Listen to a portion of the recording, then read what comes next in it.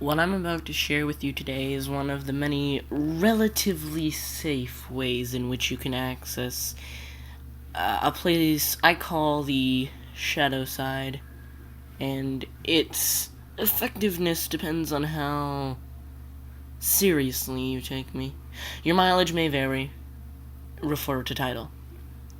I won't tell you that you shouldn't be afraid of the Shadow Realm. Chances are you've already seen it after all, and merely think it was just a recurring dream. I will tell you that there is no need to be ignorantly afraid of it.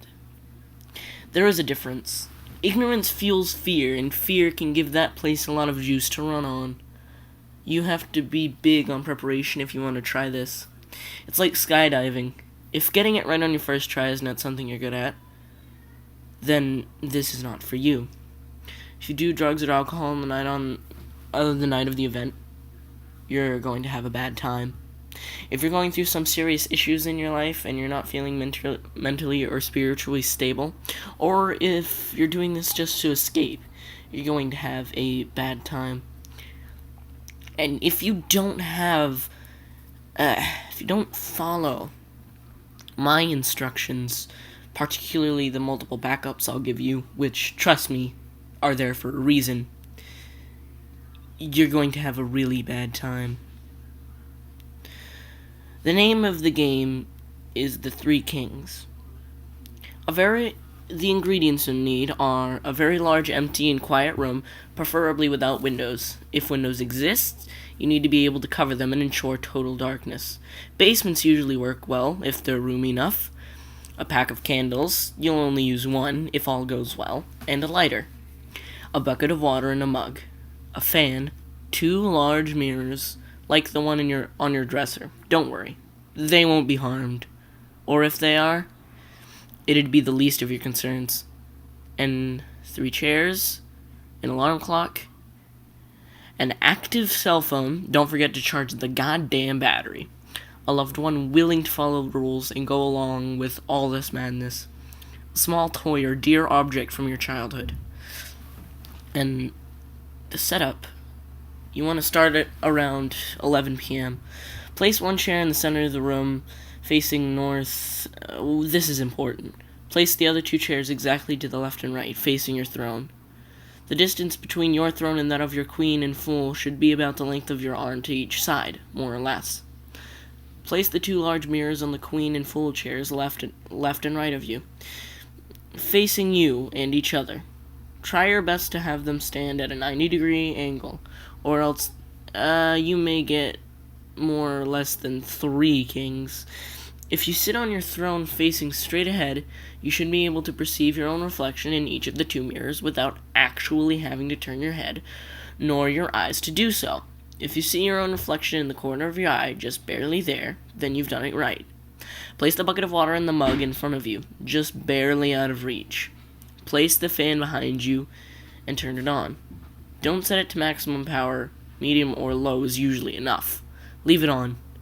Turn off the lights, leave the door open, and go to your bedroom. Set the candles by the side of the bed, next to a lighter, your alarm clock, and your cell phone. Leave it charging. Set your alarm clock for 3:30 a.m. Turn off the lights and sleep while holding your power object. Get some rest. Showtime. Wake up at 3:30 a.m. With your alarm clock. Turn it off, but don't turn on the lights. You have exactly 3 minutes to light your candle, grab your cell phone, and make your way to the dark room to sit in your throne. You should be seated by 3:33 a.m. Don't forget your power object. Check for potential red flags. If your cell phone didn't charge for whatever reason, abort the mission. If the alarm didn't go off at exactly 3:30 a.m., abort the mission. If the fan is turned off, you left it on, abort the mission. And if you find the dark room door closed, and remember, you left it open, abort the mission. Side note, if you have to abort the mission due to any of the above, leave the house with your loved one. Go to a hotel or something. There's no need to run. You have time to grab a jacket and your keys and whatnot. But leave.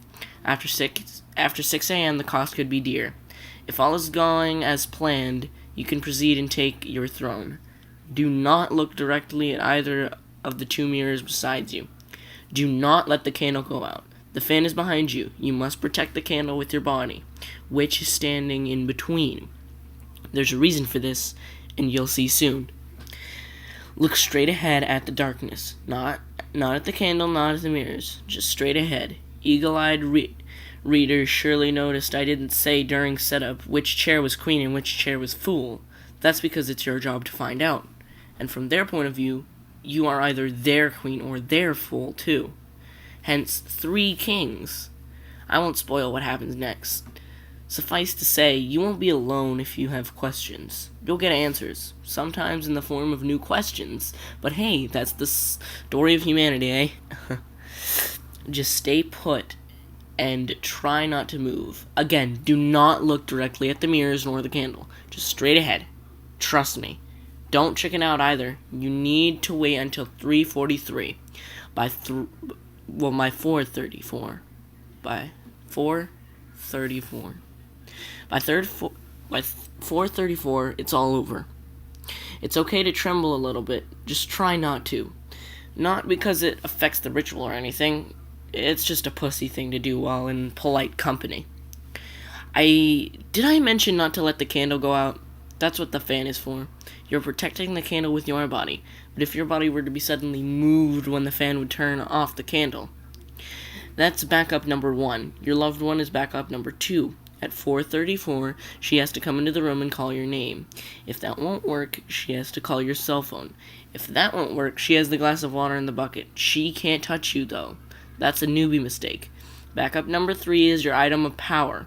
The toy or the lock, or whatever object of strength you brought along for the ride. It'll show you the way if shit hits the fan. Multiple backups.